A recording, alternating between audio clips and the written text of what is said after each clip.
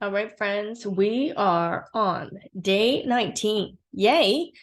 Congratulations to whoever is still here. I love it. I don't know, I think now there's about 60 or 70 people that are doing these daily activities, and I'm getting such great feedback around the quietude of mind, being able to look at this as a contemplative energy. So congratulations to anybody that is still here and is still doing it. So we do have a shift, and as we're in this video, it might actually shift for us. So I'm going to just change out my screen and share my screen here so that we can see what the shift is going to be.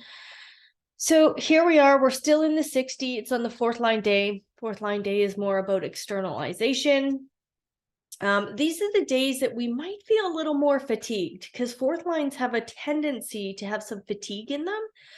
As well, we might feel as though we're alone in a crowd and wondering how come, what is that all about? And we can always just take a look at the transiting system and just see how it affected our day. Was there an effect on our day? Did we still trust our inner authority and our own strategy, or did we allow for the transit to take us down a path that may or may not be correct for us? We don't know. We just don't know. So just take a look at that and just watch. First line days are where we get our solid foundation. Second line is kind of where we allow for our gifts. We kind of hermit a little bit. Third lines is always an excellent day for business. Fourth lines is where we externalize. Fifth lines is where we can, put out our message. And then sixth lines is where we're in this transitionary phase. We know that we're moving into something new. So we allow for that energy just to be what it is. All right, so that 60, again, that limitation. You gotta love limitation, and we gotta love that we have the capacity right now in these 5.7 days to sit in that restraint and allow for that mutative energy to just flow through us. We don't have to take action if it isn't correct for us, but if it is correct for us, our strategy and authority will engage with it. It will move us into it. We see that we have the 11 here, so the moon is going to shift here quickly or shortly here for us, but it's in the 11. It was in the 26, and then it moved to the 11, which is ideas and peace. So there can be a peace of mind here if we allow that peace and harmony to be inside of our own stories. This is the natural storyteller. But what we get caught up in usually as humans is we want to go to the negative. We want to go to the dark side, and we only want to share the darkness. Or all you see on social media is this, oh yeah, I hit this, I did that, I'm the best, blah, blah, blah, blah, blah, right? All that stuff. And then there is no sharing of the darkness. So there has to be this beautiful harmony of the two, where we talk about the crises in our lives, and then how we made it through, and how we came back to this place of peace, so that we can actually lean forward into the certainty that we're actually okay. We're actually okay if we just allow ourselves to be okay. And then it's going to shift shortly here. We're going to go into the 10. Of course, I love the 10 because this is all about behavior. So in a few minutes, you're going to see that all the talking heads for a few hours today, they're going to start talking about behavior patterns and how to shift your behavior patterns and how to look at behavior patterns. You'll be able to watch social media and it'll all pop up. One of the biggest shifts here, we had our Jupiter in the 25. Well, Jupiter really is a space where it's all about materialism.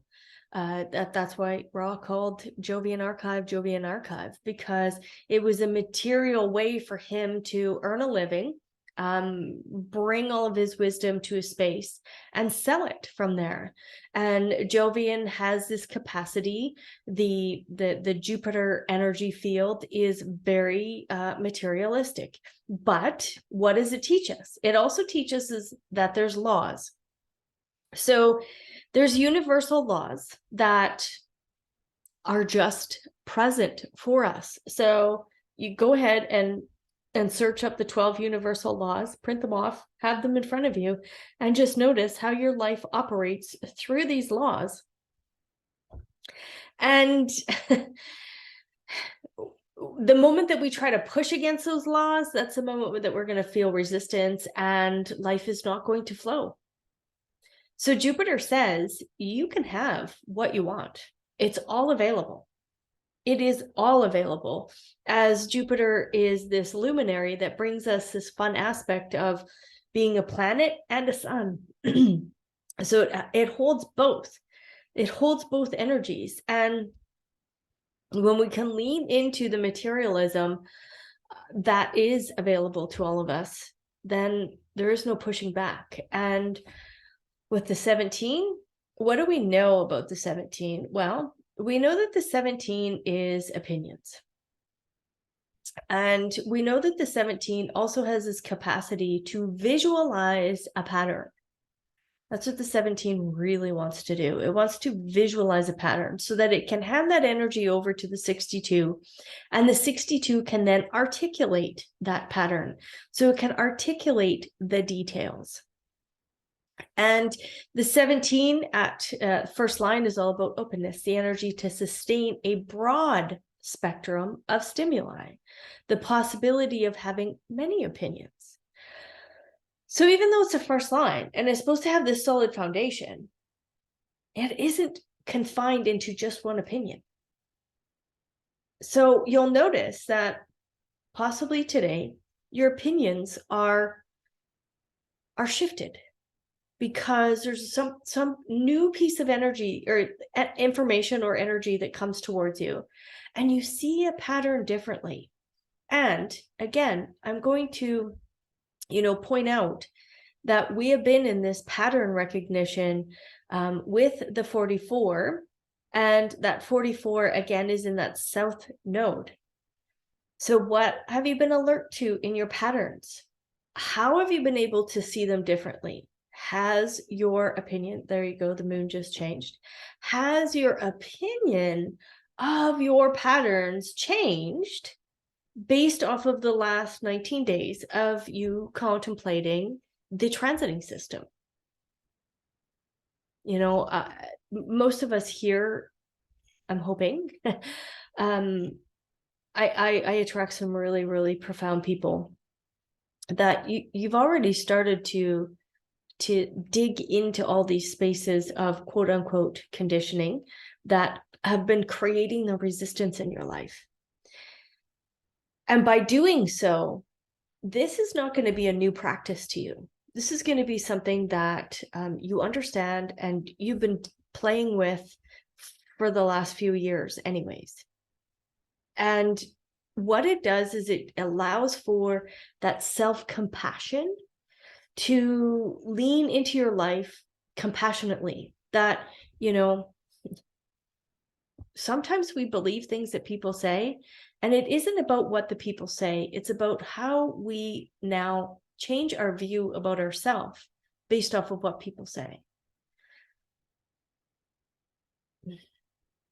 So your belief and your opinion about who you are, where you are, possibly how you're building your business, maybe where you're at in your family life, all of those kind of things. What's going on inside? What are those little niggling sounds that you're hearing inside the mind, inside the conditioned mind? Is it a voice of someone else? Is it words from someone else? And then you adopted those words and allowed for this old pattern to still take place. These are just things for you to contemplate.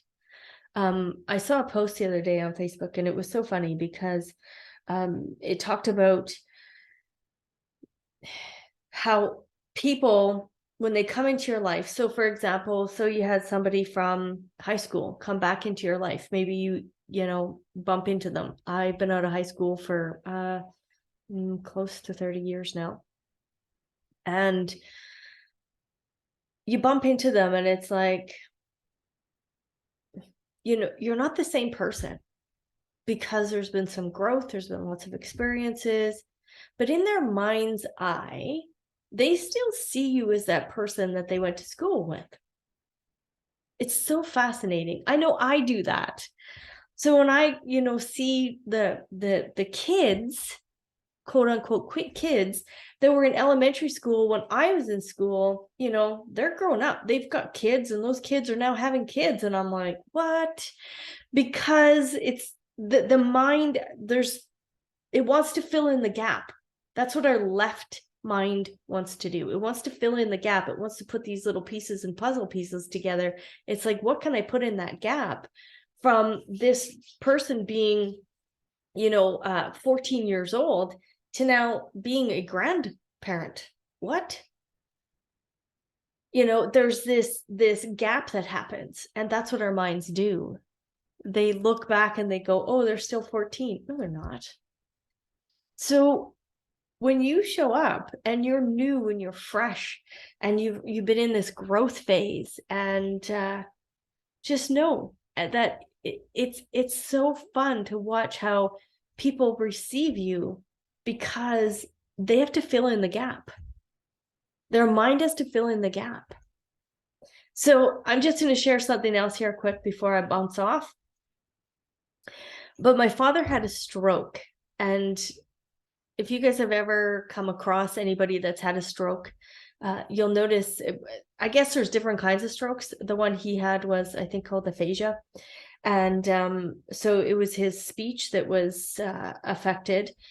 And he was unable to recognize us as his children. He saw us as his sisters because we were grown women. But he was thinking that we were still little kids. And he was frantically trying to ask us to go find his kids, because there was this gap in the mind. So it's very interesting. I think the mind is a space where when you have the ability and the capacity to contemplate, lean into the quietude, it can become a very interesting space, because there is the negativity in there. There are the gaps that need to be filled in there. There are these moments where we believe people, what they say about us, but it's really not the truth, because it's somebody else's perception. And then there's this beautiful connection. That's what the thinker was teaching us at the beginning of our process here, was leaning into that thinking aspect.